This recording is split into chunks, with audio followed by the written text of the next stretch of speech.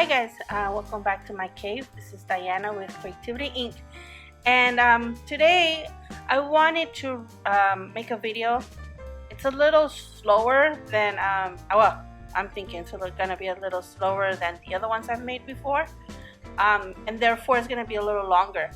But I get a lot of requests of slowing down my videos, and I try to cram in so much information that I feel like it gets boring if I don't speed it up. So, but I'm slowing it down. You know, it's all on request, people. So, hopefully, it's not that long and it's not boring for you guys. So, here we go. I start with, a free book. As you guys know, I pick them up all the time from the trash, like all the time. And this is remember that encyclopedia, the Britannica ones?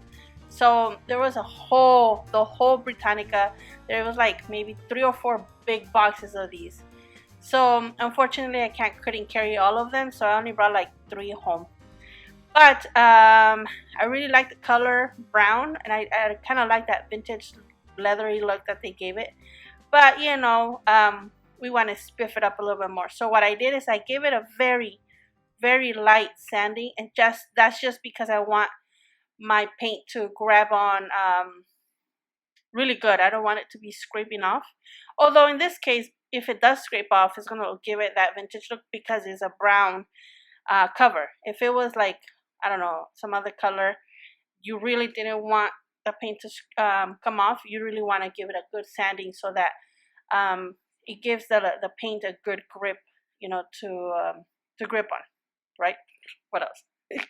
Anywho, so I gave it a light coat of, not a light coat, but a coat of black. And you guys saw I put a little bit of not crazy glue, Elmer's glue. And it's kind of like a primer sort of. And well, that's my what is it called? Theory in my mind. I don't know if it really works, but in my mind, I feel like it's gonna make it stronger. And so, yeah, that's why I do it. It's not a proven theory, so don't quote me on these people. Anyway, so I go with my green. It's a new. I don't know if it's a new color from Apple Barrel. Those paints we buy at Walmart, but I really liked it. I first saw it. It's called English Ivy Green, and it dries darker.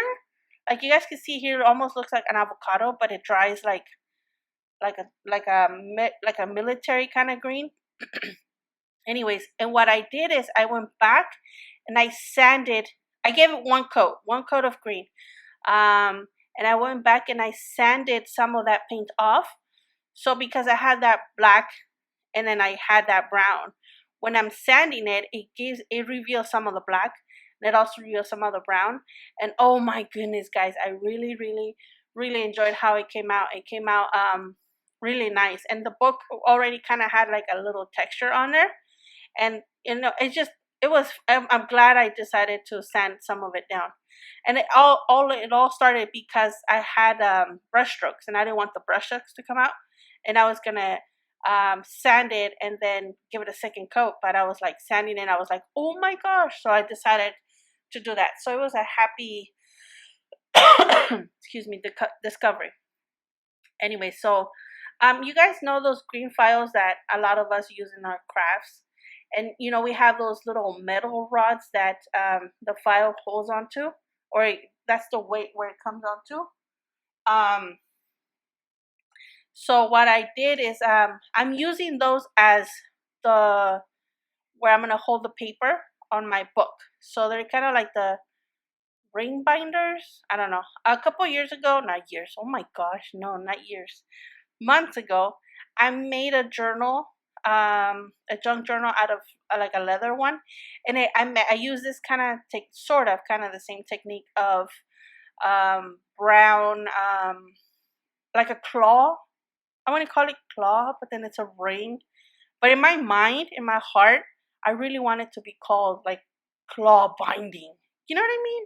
Like, I feel like we would know what it's about, rather than like the binding. Because if you say ring binding, you're thinking about those regular typical, what is it called, ring binder folders, and it's not that. So I think I move a motion to calling it claw binding.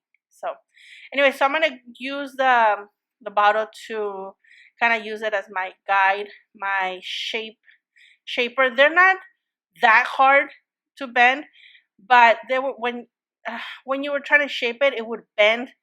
Like as you were kind of curving it, rather than curving, it would bend kind of awkward. So I just used something to do it. So I had this floor tile sample that my daughter has. She has a bunch of them because she likes to paint on these. So I picked one up from her that the dog had chewed in the corner. You guys see that corner chew? And so I kind of like cleaned it up a little bit. And anyways, so what I did is a grid, because I'm gonna make a hole. I want my holes to be centered, and for that to happen, I measured an inch, then I scoot up an eighth, and then I measured an inch. So it gave me kind of like a grid to where it gives me that exact place where I'm gonna put my hole. Anyways, you guys know I like to use my cans as much as I can. Get it? That's funny. That's a pun. Anyway, so I'm going to use it's a can. Remember, I'm gonna link a video right above the screen right now to show you guys how, or on the bottom, maybe on the bottom. Don't quote me on this. Just look for it.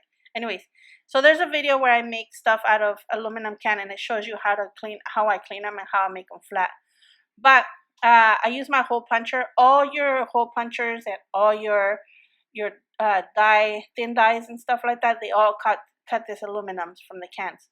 So I'm going to use this as a little ring binder holder puncher reinforcer, and I'm going to use this as part of my project. So what I did is I cut extra holes because I never know how to center the hole really well. And so what I did is I eyeballed it, and the first three, which one was the best, I just went ahead and used it as a template, and I hole punched it. And so I just wanted to show you something here real quick. When you hole punch it, the middle gets stuck to the bottom part of the hole punch. All you gotta do is push that little lever, and it pops out. And if you try to pull it, it'll break or it'll bend like really awkwardly. So use the little pop-up tool thing that came up with. And so because I like to reinforce, I like that the aluminum can be reinforced by bending it sort of the opposite way of how you want to show it.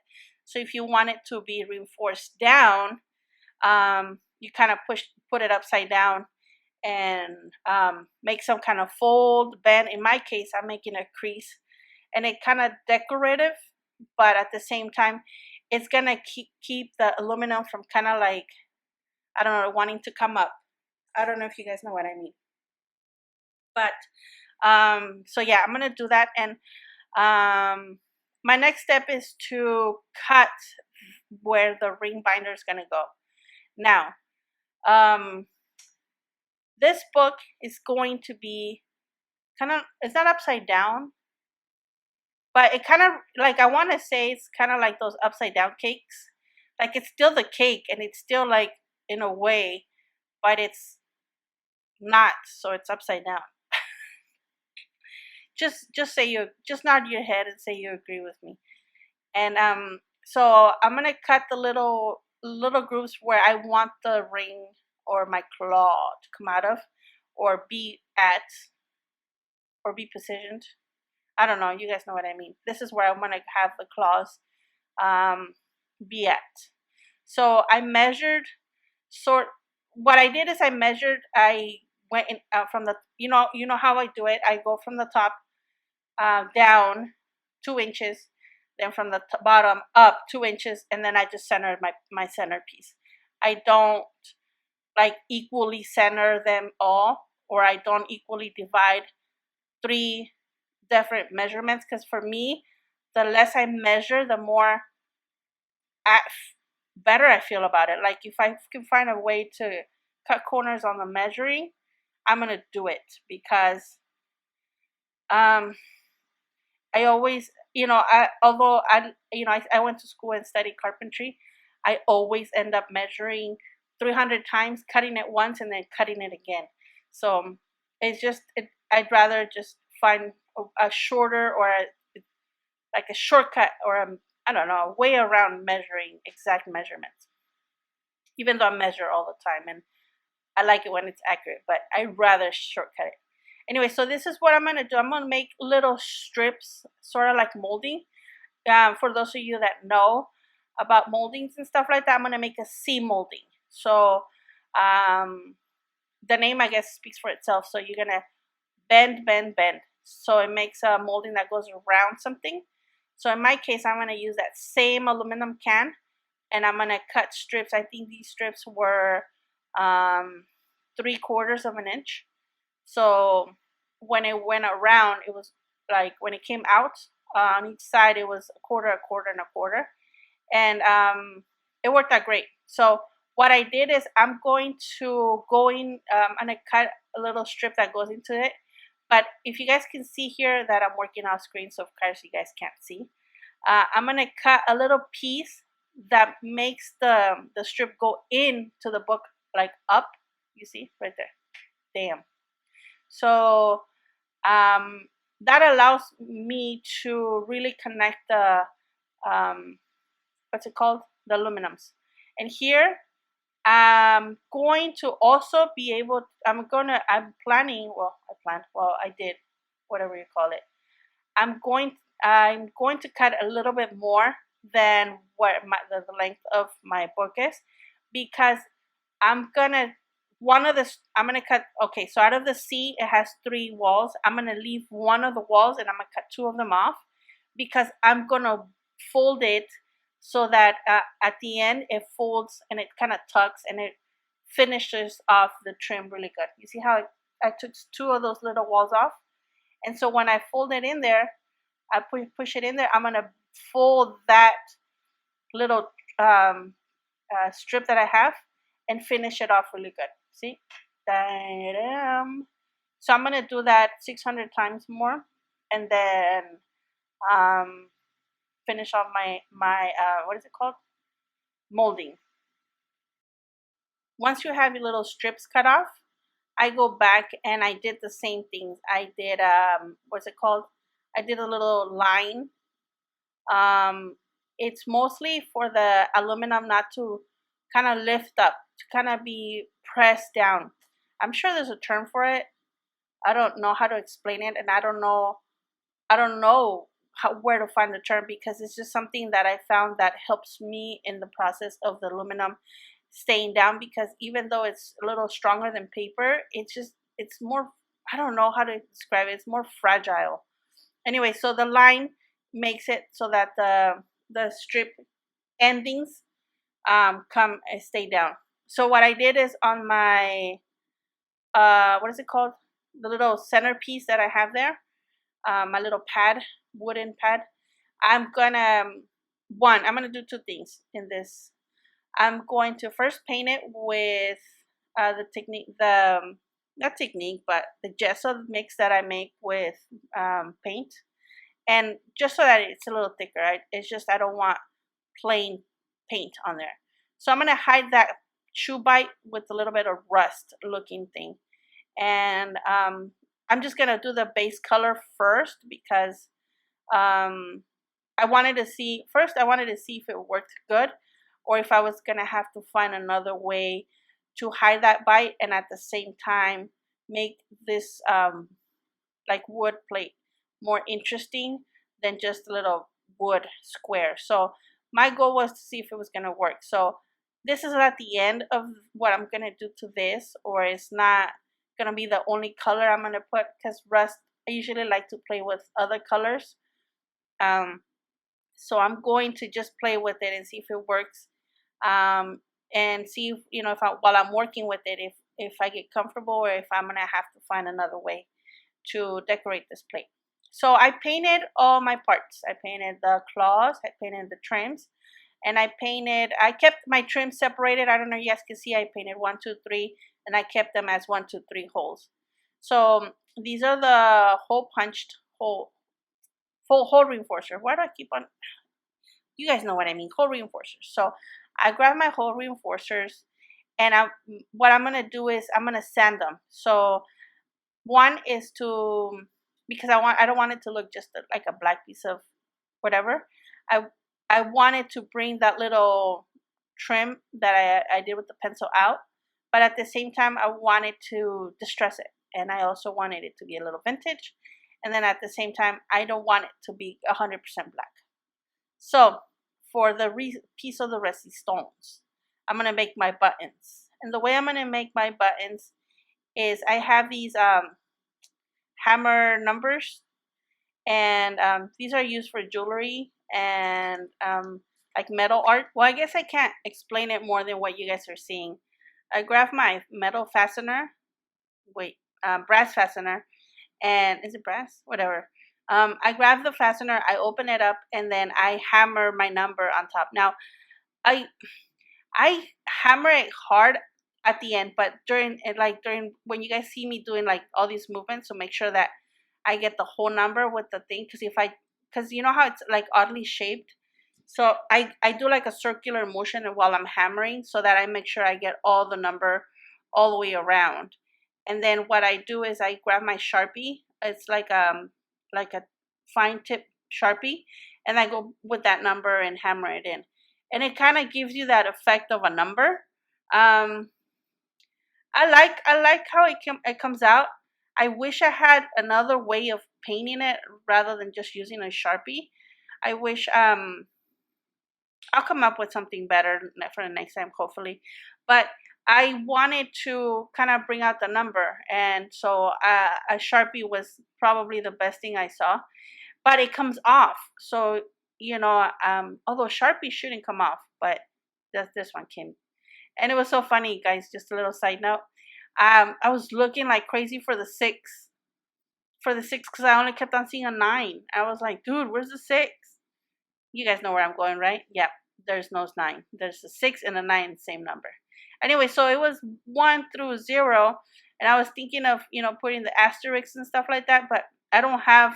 It doesn't come with a period or like an asterisk or nothing like that. And so because there's 12 buttons and there's only like 10 numbers, I had to come up with 2. So one is a dot, period, sort of, and then the other ones I put the ink, like Creativity ink. So I'm gonna use those as the other 2 numbers on the bottom of my number pad. Okay, so now it's time to put it all together. So I first put the black thingy, and I put my number thingy. Then yeah, and it's so glad it worked out, because when I first thought of the idea, it was kind of weird to me how I was gonna make it work out. So yeah, I was thinking of cutting these, but at the same time, I wanted to have the what is it called, the reinforcement of this thing. So what I did is you grab what is it called, needle nose pliers, and I twist the little part of it so that it's like stronger. It's not stronger, but it's tighter to the paper or to the board in this case. So I'm able to glue something on the back of it. Before I finish off the back or cover the back, I cut out some holes from the back, and then I use my screw, my drill bit, and I made a little bit of holes, so not all the way through, just enough so it holds my magnet, because it's going to be held by magnets. I wasn't sure how I was gonna hold it. First, I thought about using hinges, but I didn't want it to break the illusion of it, and I was thinking, okay, maybe hiding the hinges. But I thought it would be cooler just to if it like clicked on there, you know what I mean? So these magnets are super strong, and they hold it really tight. So I'm gonna use a piece of this folder to close up the back, but in an effort to cut corners in measuring, what I'm gonna do is I'm gonna put my glue really good all along the edges. I'm also gonna put glue in the holes of the reinforcers. Is it reinforcers? Can you guys let me know what the name of these things are? I really don't know, and actually have been wanting to look for some online or something. I get them like secondhand stores or swapneys or yard sales, but I've been looking for some more. So if you guys can let me know the actual name of these, I would really appreciate it. So anyways, so in an effort to cut corners on the measuring, I'm gonna glue it on the paper first and cut it around. I think it's very effective for me, and I don't have to measure. As you guys can tell here, I had started already putting in my little trims for the hole where my claw is gonna go. And then I realized I was like, I haven't covered the back, so I should cover the back before I put the trims. That would be ideal. But I had already put one down. But I guess is one versus all of them, right? So I'm happy I remembered or I caught it that I'm able to cut this out. So I mark it down, and you guys know I don't like to measure, so I go and punch out the hole where the end ends, and then I cut a little. I don't have to cut it perfect because remember it has the little trim, so just as long as it's inside the trim, but close enough to the edge, sort of.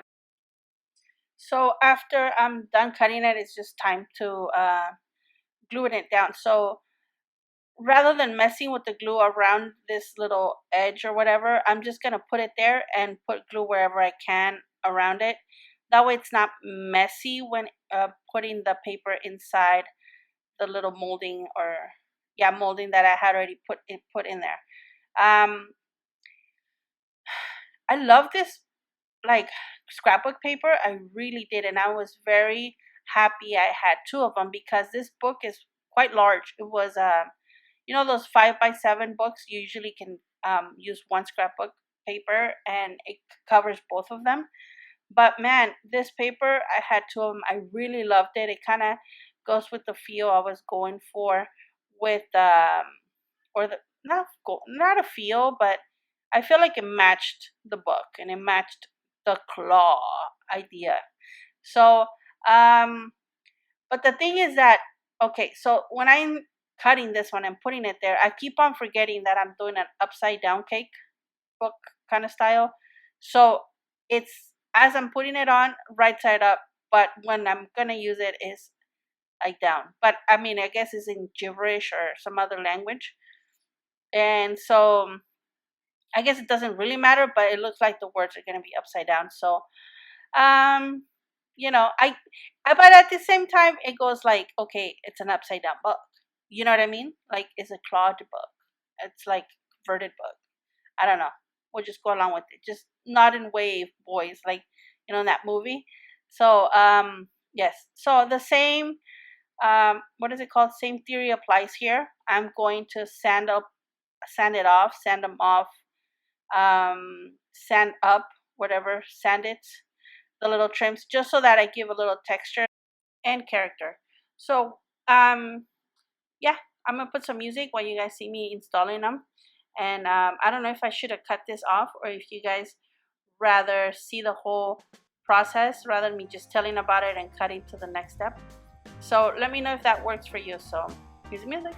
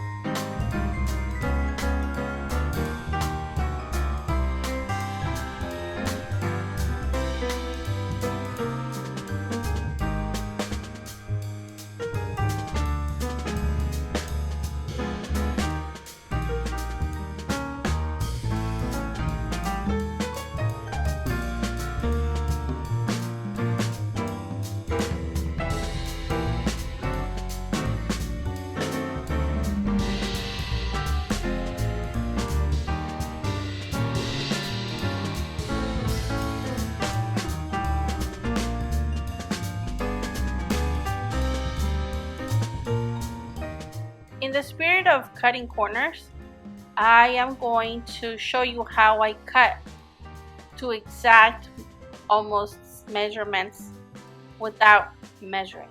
So what I do here is off camera, as always, I marked where I want the paper to end. And because I know this paper is symmetrically straight on all corners, once I mark it, I'm folding it and I'm gonna make sure that both edges line up perfectly, and then scoot it up.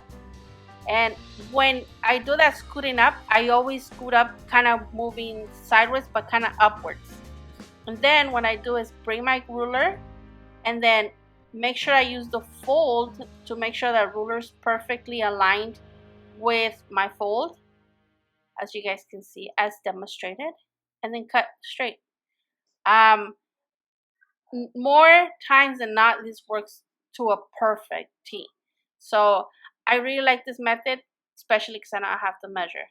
So and it's so funny because I have a collection of rulers. You'd think I'd want to measure, but no, it's a lot of work. So you guys will see what I do here next too. Remember, I'm gonna overlap these, so make sure you want to overlap the writings, and then I'm gonna do the same thing to the other side. You guys will probably see me do it here again. See, align it perfectly, fold it, align it perfectly, and fold it.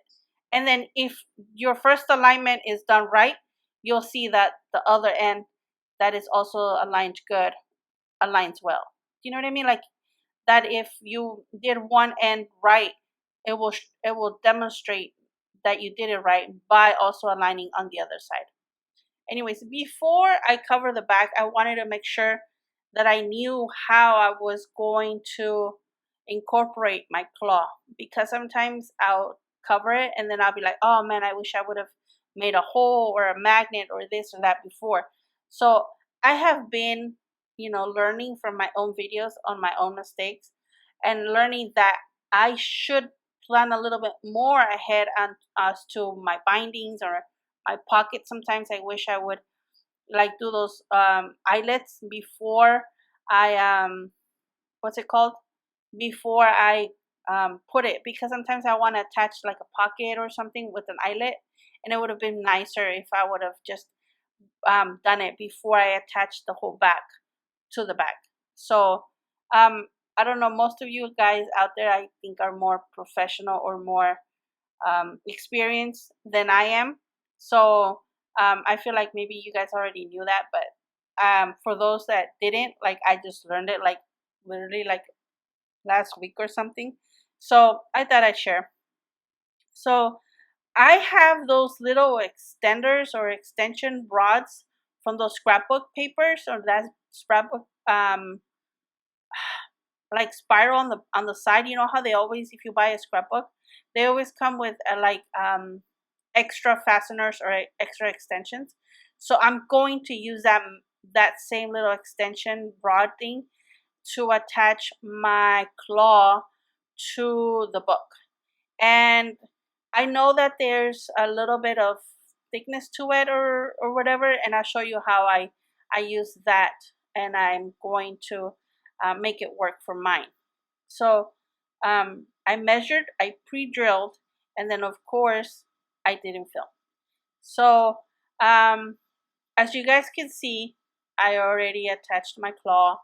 You guys saw that I pre-drilled the holes on the little bent part and then on the back. And so the fastener for my scrapbook, the scrapbook fasteners come from the back towards the front, and then in the hole on the back, on the little lip on the claw that goes inside, that goes where the other screw head goes in. Anyway, so this part book is gonna be recorded in 2 videos, and in this video I'm only gonna show you how I did the outside. Then we'll show I'm gonna show you guys how it all kind of comes together, and it will make sense for you next week. So I'm gonna show you how I'm gonna use that secret keypad, and I'm gonna show you what I'm gonna do in the inside. So first, I didn't know how to you know, I know I want something else other than, you know, just a pad in the front. I want something else there. But to make sure that it comes out good and all that stuff, I'm going to leave it for the next video. Also the papers and what I'm going to use it for. I'm going to fill it up in our next video. Thank you guys for watching. Stay tuned for part 2. I don't know if it's going to be till next week. But until then, stay safe and keep on crafting. Love you guys. Bye.